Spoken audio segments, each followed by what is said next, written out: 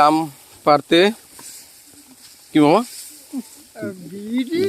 ধানের জমির পাশ দিয়া। তো আজকে আমাদের শস্য শ্যামল সোনালী ধান মাঝখান দিয়া যাইতেছি আমরা। হয়তো 2-20 বছরের ভিতরেও এমন ধানের মাঝে হাঁটা হয় নাই, কিন্তু আজকে হাঁটতে হাঁটতে ভালোই লাগতেছে। সাথে মামা সাথে বাইক নিয়ে আছে, এই যে সালামুরা দিয়ে থাকে।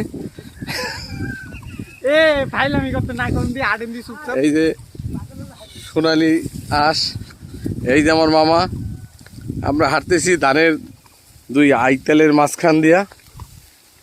এই মামার হলো ছোটখাটো একটা গার্ডেন, আমের বাগান। সেইখানে সকল ধরনের গাছই আছে অবশ্য, তার মধ্যে কিছু ফলন্ত গাছও আছে। এর ভিতরে আম একটা ফেভারিট। সেই আম খাবার জন্য আজকে আসছি এখানে। আজকে আম পারবো, খাবো, অনেক মজা হবে। তো সেইটা নিয়ে আমার মামার ভিতরে খালি উবরে উবরে কান্দাকাটি করতেছে। তার শরীরের অবস্থা তেমন ভালো না, সে অনেক জ্বর, সালামুরা দিয়ে যাইছে।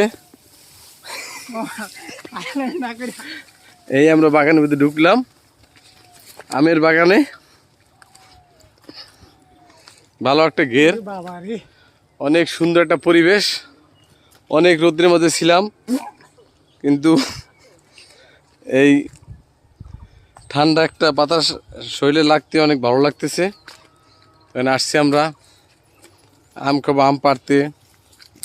আরও কিছু শস্য শ্যামল মামা লাগাইছে, পুঁই শাক, ঢেঁড়স, লাল শাক, নানান কিছু লাগাইছে। এগুলো আমরা পরিদর্শন করতে আসছি। তো এই ঘেরের মাঝে অনেক বড় বড় মাছ আছে। এখানে এলো শিং মাছ, দেশি কই মাছ ছাড়া হয়েছে। তো অবশ্য সেটা এখন না, পরবর্তীতে ধরা হবে পানি শেষ কার্যক্রম করে। তো আমাদের এই ভর দুপুর বেলা খুবই চমৎকার একটা সময় কাটতেছে।